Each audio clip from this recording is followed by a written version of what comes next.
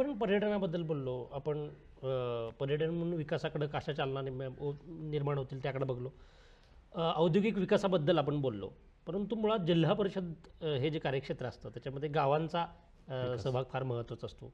गावं समृद्ध होणं हा जिल्हा परिषदेची निर्मिती करण्याचा एक महत्त्वाचा भाग होता. त्रिस्तरीय पंचायत राजच त्या याच्यासाठी आलं की गावांना सशक्त करा, गावांकडे ताकद द्या, सत्ता द्या. गावातल्या ज्या मूलभूत सोयीसुविधा असतात ज्या अजूनही शिक्षण, आरोग्य याशी निगडीत असतात, तिकडं आपण कसं बघता त्या पूर्णत्वास नेण्यासाठी आपली कार्यपद्धती, मोडस ऑपरेंडी नेमकी काय आहे? राधानगरी मतदारसंघ जो आहे आमचा जिल्हा परिषदेचा, तो असं त्याचं चित्र माझ्या नेहमी डोळ्यासमोर असते. म्हणजे तुम्ही असं म्हणाल की प्रत्येक गाव, म्हणजे मला इतके वर्ष काम केल्यामुळं मला एक अशा पद्धतीचं एक हे झाले, प्राप्त झाले की कुठल्या गावाची काय गरज आहे. म्हणजे एक काळ असा होता की बऱ्याचशा गावात, अजूनसुद्धा काही प्रमाणात परिस्थिती आहे की बऱ्याचशा गावात ते ग्रामपंचायतलं कार्यालय नाही, अजून काही विषय आहेत, आम्हाला प्राधान्यानं ते करावं लागतील, आम्ही करतोय, केलेले आहेत, अजून करणार आहे भविष्यामध्ये. काही ठिकाणी अशी गावं होती की जिथं साधं स्मशान शेड नाही. तर तुम्ही मागच्या कालावधी माझ्या बघितलं असाल की प्रायोरिटीनं जिथं आवश्यक आहे तिथं स्मशान शेड उभं केलं जावं, बरोबर, तिथं गरज आहे लोकांची, त्या गोष्टी असतील. काही ठिकाणी मोठ्या प्रमाणात मध्यंतरी आम्ही अंगणवाड्या मंजूर केल्या, बरोबर. म्हणजे त्याचं जे अंगणवाड्यांचा आराखडा तो मी पंचायत समिती सदस्य असताना झाला होता. अंगणवाड्या सुरू झाल्या पण त्यांना इमारती नव्हत्या. मग त्या अंगणवाड्यांच्या इमारती जास्तीत जास्त कशा उभा राहता करता येईल त्याच्यावर आम्ही बऱ्यापैकी, अजून काही अंगणवाड्यांच्या इमारतीचे काही प्रमाणातले प्रश्न आहेत की जे आता आम्हाला करायचे आहेत ह्या कालावधीमध्ये.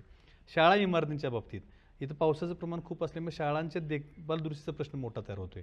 मग त्या देखभाल दुरुस्तीसाठी निधीची कमतरता राहते. मग वेगवेगळ्या माध्यमातून निधी आणून त्या शाळा दुरुस्त कशा करता येतील, नवीन वर्गखोल्या कशा करता येतील. काही शाळा कमी पटाच्या अभावी बंद पडायची शक्यता, काही मधल्या कालावधी बंद पडलेत, त्या पुनर्जीवित कशा करणं गरजेचं आहे, ह्याच्यावर आम्हाला काम करायचं आहे. दुसरी गोष्ट, तर आरोग्याच्या बाबतीत जर विचार केला गेलं तर खूप सारी उपकेंद्र आहेत, आता PSC आहेत, किंवा त्या ठिकाणी स्टाफ नाही अशी अवस्था आहे अजून सुद्धा. तर आता मी माझ्या कालावधीमध्ये दाजीपूर सारख्या ठिकाणी एक चांगलं आरोग्य केंद्र उभा केलं होतं आणि तिथं आता समजा स्टाफची अवेलेबिलिटी नाही, तर तो स्टाफ उपलब्ध करून ते कार्यान्वित करणं हे भविष्यामध्ये आम्हाला करावं लागेल. अजून सुद्धा काही ठिकाणी उपकेंद्र नव्यानं स्थापन करणं गरजेचं आहे, किंवा अजून सुद्धा काही आरोग्य सुविधा आपल्याला पुरवायच्या आहेत. अजून काही वाड्या वस्त्या अशा आहेत की जिथं अजून रस्त्यांची आवश्यकता आहे, बरोबर. आता पाणीपुरवठा योजनांची बरीचशी कामं झालीत पण ती परिपूर्ण झालेली नाहीत, ती परिपूर्ण व्हावीत जेणेकरून आरोग्य असतील, रस्ते असतील, पाणीपुरवठा असतील, मुलांचं शिक्षण असेल, अंगणवाड्या इमारतींचं बांधकाम असेल, स्मशान शेड असतील, किंवा अजून हे जे काही ग्रामविकासाच्या संकल्पना ज्या आहेत, मी 10-15 वर्ष सलग काम केलेलं असल्यामुळं प्रत्येक गाव आणि त्या गावातला प्रश्न आणि त्याच्यावर काय केलं पाहिजे, त्या गावातल्या श्रद्धा कशाशी जोडल्या गेलेल्या आहेत, ते कामाची कुठल्या त्यांना आवश्यकता आहे, ह्याच्यावर मी सातत्यानं आजपर्यंत काम करतो. मी माझ्या कालावधीमध्ये बऱ्याचशा गोष्टी अशा आहेत की ज्या गावाच्या दृष्टीने आवश्यक होत्या आणि त्या आमच्याकडून पूर्ण झालेत.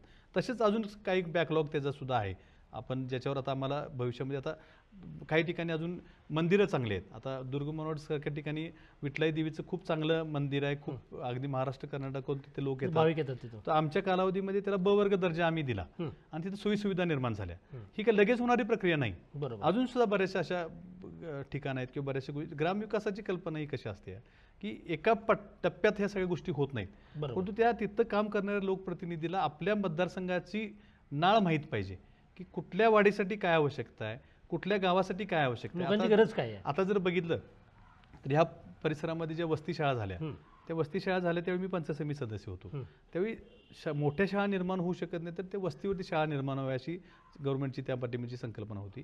तर त्या जास्तीत जास्त कशा सुरू होतील ह्याच्यावर आम्ही प्रयत्न केले. बरेचसे त्यावेळचे शिक्षक आता तिथं परमनंट शिक्षक झालेत. बऱ्याचशा ठिकाणी इमारती त्यावेळी नव्हत्या, आमच्या कालावधीमध्ये काही ठिकाणी पूर्ण झाल्या. ही न थांबणारी प्रक्रिया ग्रामविकासाची, आणि त्याच्यावर मी ह्या मतदारसंघामध्ये मला प्रत्येक गावचे, प्रत्येक गल्लीचे, प्रत्येक वाडीचे प्रश्न माहीत आहेत आणि मला ते 100% कसे पूर्ण करता येतील यावर मला भविष्यामध्ये ह्या जिल्हा परिषद माध्यमातून काम करायचं आहे. अशाच नवनवीन अपडेट्ससाठी डिजिटल कोल्हापूर चॅनेलला सबस्क्राईब करायला विसरू नका.